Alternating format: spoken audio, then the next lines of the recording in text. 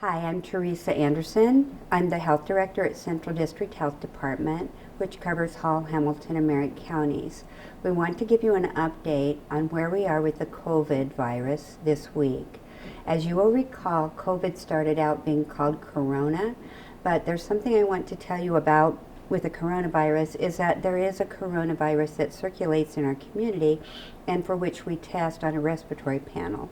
So, if you get diagnosed with corona from a respiratory panel, this is not the COVID-19 virus. The COVID-19 virus viral test is a separate test that has to be sent off. And we do those in the office with a nasopharyngeal swab.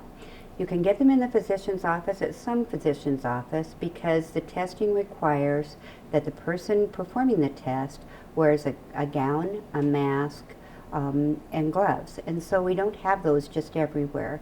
The hospital at CHI, St. Francis, has set up an outside environment to protect the providers, and they can work with you. If you call St. Francis, you can talk to them about getting a test. I believe that you still have to have a provider order it for you, so it probably is going to require you communicating with your provider in some fashion. What we had over last weekend, and things change all the time, and I think we warned you that they were going to change, is that the guidelines for who needs to be quarantined changed on Friday.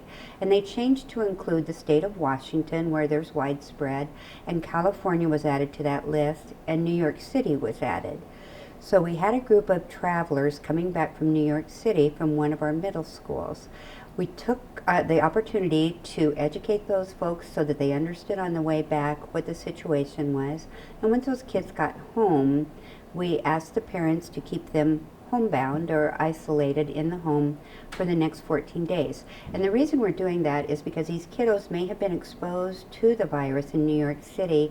The incubation period, or the period during which from the time that you are exposed to it till the time you become actively infected, is anywhere from 2 to 5 days, I think, is where we are right now. So in that time frame, then we want them to be able to hibernate, if you will, and stay away from others so that when they become symptomatic, or if they become symptomatic, they're not spreading it to other people. And by symptomatic, we're looking for, a low-grade fever, a cough, maybe just some achiness, maybe feeling feverish. Some people get a little bit of conjunctivitis, or what we normally call pink eye, but there are a variety of symptoms.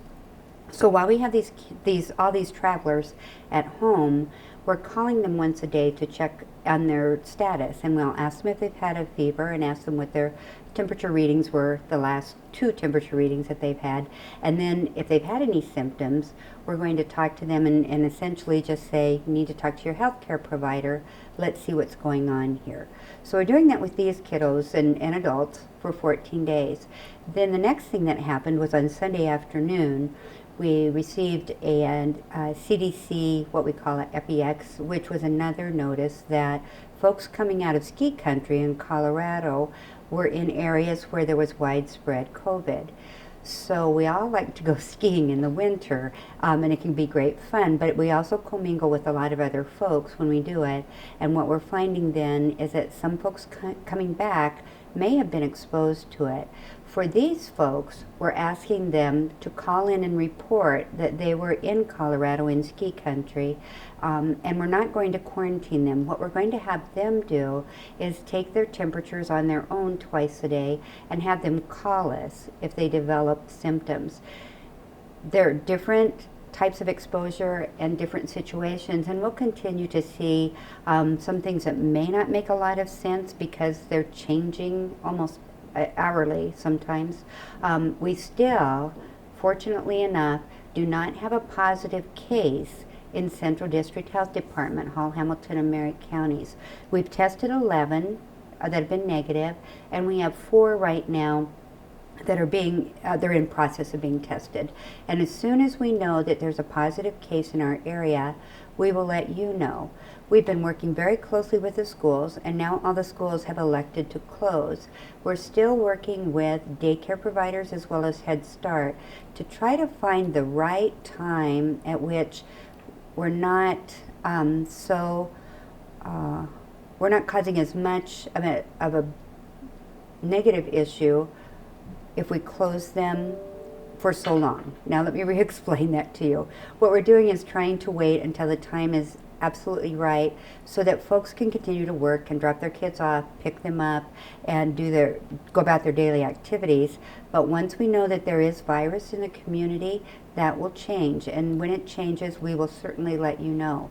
In the meantime, we want folks to be very careful with hand washing. Sanitizer seems to be in short supply right now, but those of us who work in public health believe that hand washing is the best way to keep your hands as clean as possible.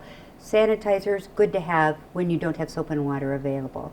Cough or sneeze into your sleeve. Get plenty of rest. Get some exercise. Develop some mental health activities that are pleasing to you. This is a long haul. We know that when we start seeing the cases, we're going to see them for at least 8 weeks. And so we want to be prepared for that and what that means to us. So what does it mean to us? We're not completely sure yet, and we will learn over time. The good news is that we can learn from those folks who are experiencing the outbreaks. That better prepares us to manage the situation when the outbreak gets here. But please know that we're expecting community spread. We just don't know when it's going to happen, but we want everyone to be prepared. If you have traveled outside of Nebraska, we would urge you to call us and just let us know who you are, where you've been, and then we will advise you to self-monitor and put some distance between yourself and others as you are able until 14 days has passed. During that time frame, that 14-day period, if you start to develop a fever or any of the symptoms of cough, shortness of breath, respiratory symptoms, we want you to call your provider, and if they're severe, then you need to go immediately to the hospital or dial 911. So that's the situation. We know that 80% of us are not going to get sick at all. 20% of us will get sick, and of that 20%, the folks in that group who are a little bit older and have underlying conditions, heart disease, cancer, diabetes, I'm leaving one out, but we'll get to it next time because we'll do this every week. But any of those underlying chronic diseases puts a person at higher risk for more serious complications. If you have questions, give us a call, 308-385-5175, and we'll be talking to you again very soon.